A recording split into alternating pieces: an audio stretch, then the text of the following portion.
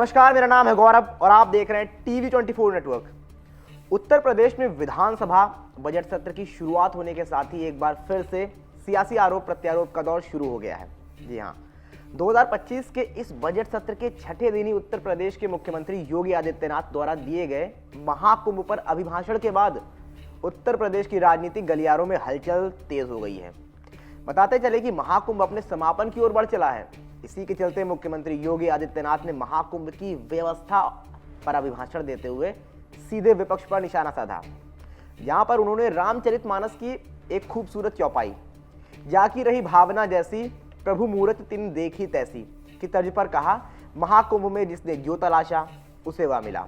गिद्धों को लाश मिली, सुअरों को गंदगी मिली, जबकि संवेदनशील लोगों को रिश्तों की सुंदर तस्वीर मिली, तो वहीं सज्जनों को सज्जनता मिली और व्यापारियों को धंधा मिला, श्रद्धालुओं को साफ सुथरी व्यवस्था मिली।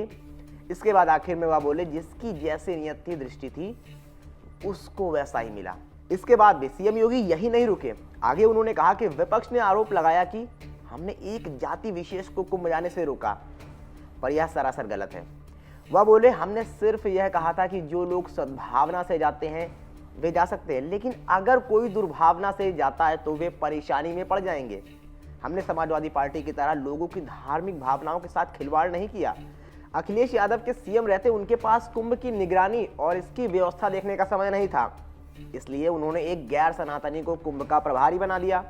आगे मुख्यमंत्री ने विधानसभा में कहा कि ये सपा के लोग लगातार कुंभ पर टिप्पणी करते रहते हैं, इनकी मानसिकता जग जाहिर है, वो इनको हर चीज का विरोध करना है, काम भले ही अच्छा क्यों ना हो।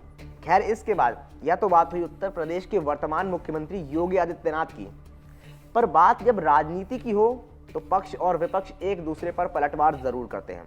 यहाँ पर भी हमें कुछ वैसा ही नजर आया। सपा मुखिया अखिलेश यादव ने ट्वीट कर सीएम योगी पर कटाक्ष करते हुए कहा कि लेकिन महाकुंभ में जिन्होंने अपनों को तलाशा, उन्हें ना तो अपने उन परिवार वालों का नाम मृतकों की सूची में मिला जो हमेशा के लिए खो गए, और ना ही खोया पाया गया रजिस्टर में।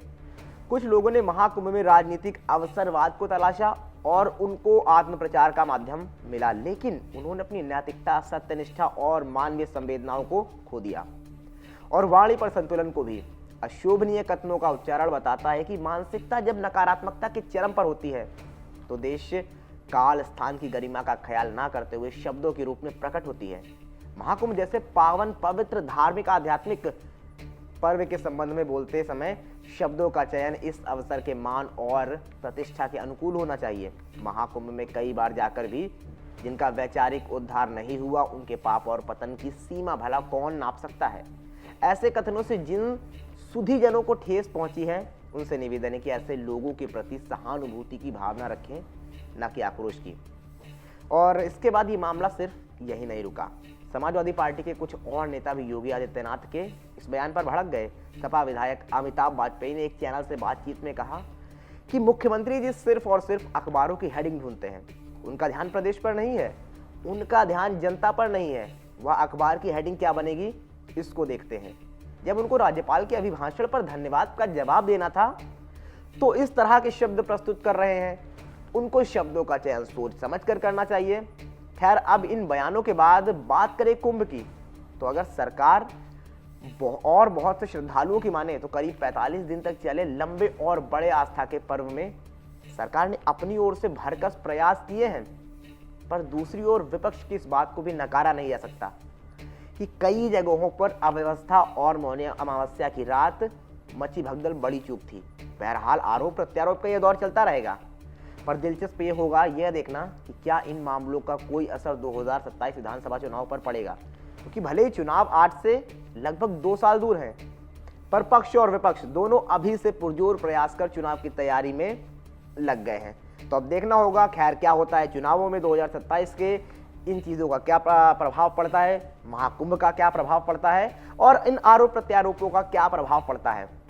खैर, एक बात तय है कि चुनाव 2 साल बाद हैं और वहाँ पर क्या कुछ होगा वो तो 2027 में जनता ही तय करेगी। खैर, आप बताइए आपकी इन सारी चीज़ों पर क्या प्रतिक्रिया है, अखिलेश यादव के बयान पर, उनके नेताओं के बयान पर, और उससे पहले जो बयान योगी आदित्यनाथ ने दिया। जो भी आपको लगता है कमेंट बॉक्स में दर्ज कराना। अपनी प्रतिक्रिया बिल्कुल ना भूलें। वीडियो पसंद आया हो तो लाइक करना बिल्कुल ना भूलें। खूब शेयर करें।